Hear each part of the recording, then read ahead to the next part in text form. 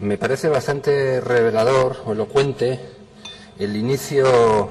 de la justificación de la proposición no de ley planteada por el Grupo Socialistas Vascos, que decía así: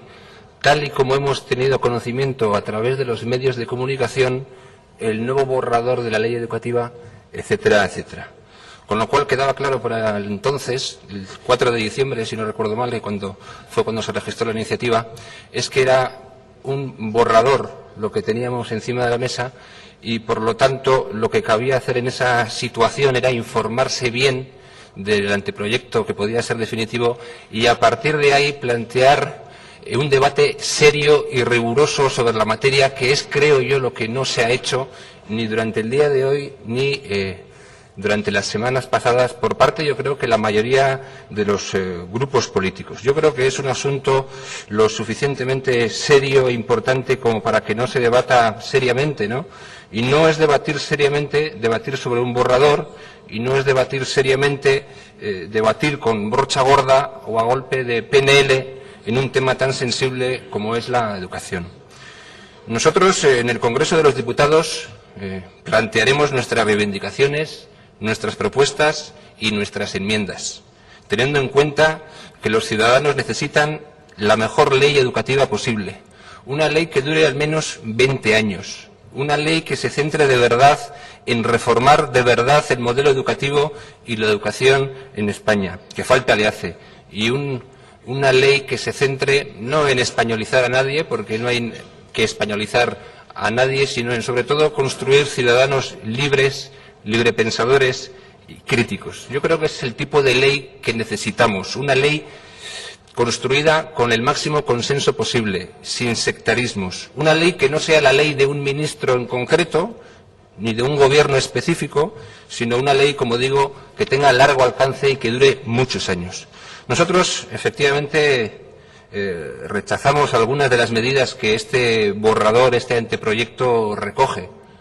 Y además respetamos también que el resto de grupos haga críticas a este anteproyecto y que haga críticas argumentadas. Muchas de ellas estarán justificadas, otras, en nuestra opinión, no. Nosotros sí que rechazamos algunas de las medidas: la supresión de educación para la ciudadanía, efectivamente las concesiones que parece que ha habido a la Iglesia Católica, las concesiones a la escuela concertada, la segregación por sexos. Es decir, sí vemos que efectivamente hay cosas que no nos gustan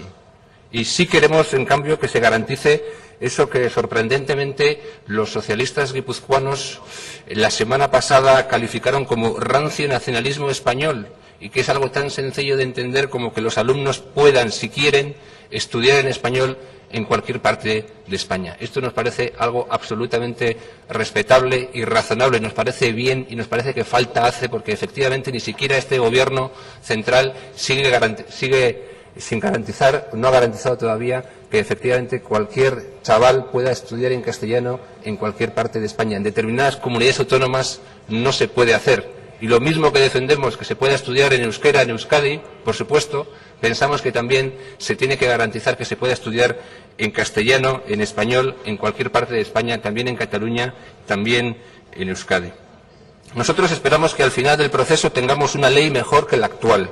una ley que sirva para mejorar la educación en el conjunto del país, una ley que supere el disparate de que tengamos 17 modelos educativos en España, una ley que ni siquiera tenga que hablar de derechos lingüísticos, porque dichos derechos lingüísticos estarán perfectamente respetados en cualquier lugar de España. Una ley progresista, igualitaria, de aplicación en cualquier parte del país, que sirva para construir ciudadanos bien formados, críticos y librepensadores. Una ley, por lo tanto, moderna, una ley consensuada, una ley pensada no en las próximas elecciones, no en los próximos 2 o 4 años, sino en los próximos 20 años. Y una ley, desde luego, que sirva para corregir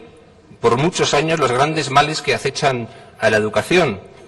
Hay una serie de objetivos que debería tener esta ley que finalmente se apruebe: disminuir la tasa de abandono educativo temprano, fomentar la empleabilidad, mejorar el nivel de conocimientos en materias prioritarias, incrementar la autonomía de los centros docentes, mejorar el aprendizaje de las lenguas extranjeras, entre otros. Una ley que iguale contenidos curriculares y modelos educativos que unifique los contenidos que estudien todos los escolares españoles y, desde luego, una ley que mejore la educación en el conjunto de España y también en Euskadi. Para nosotros esto es lo primordial y muchos de los temas que se han sacado durante las últimas semanas son realmente pájaros y flores y no van a lo importante. Lo importante es poder tener la mejor ley educativa posible y reformar el modelo educativo en el conjunto del país, que buena falta hace. Dicho esto, claro, llama la atención las críticas de los nacionalistas a la pretensión de tratar de garantizar que se pueda estudiar en español en cualquier lugar de España. Recientemente escuchábamos al señor Durán y Lleida hablar de la lengua como nervio principal de nuestra condición de nación, o a distintos sindicatos nacionalistas decir que este borrador supone un ataque directo al euskera en cuanto a elemento de identidad, derecho y eje de nuestro sistema educativo, y solamente por defender la libertad de elección lingüística y por defender que se pueda estudiar también en español en Euskadi, en Cataluña y en cualquier parte de España. Argumentos, por lo tanto, que demuestran que los nacionalistas no quieren una buena educación,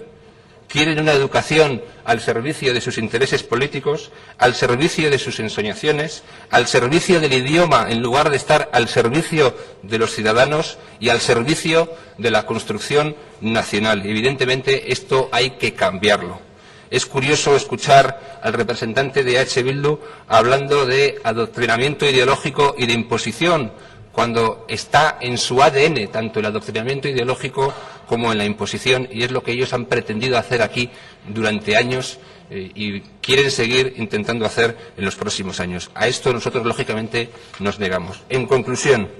no vamos a pedir la retirada del borrador del proyecto. Lo que vamos a hacer es tratar de mejorar este proyecto con las correspondientes enmiendas y argumentos que presentaremos en el Congreso de los Diputados. Ya digo, podemos aceptar críticas, se pueden aceptar críticas, algunas críticas que se hacen a este proyecto son razonables, incluso algunas nosotros las compartimos, pero ciertamente lo que está recogido en las enmiendas que luego se van a votar, en fin, no creo que vayan a la raíz de los problemas, no creo que vayan a lo importante, sino que solo plantean aspectos competenciales y lingüísticos, pero para nada hablan de la calidad de la educación, que es algo en lo que todos deberíamos centrarnos. Nada.